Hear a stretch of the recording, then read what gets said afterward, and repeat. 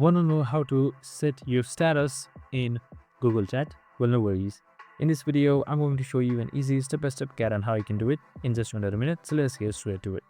Now, setting up your active status or your status in general is super easy. On the top right side, right beside search bar, you should be seeing this active drop-down box right here. This is your status currently.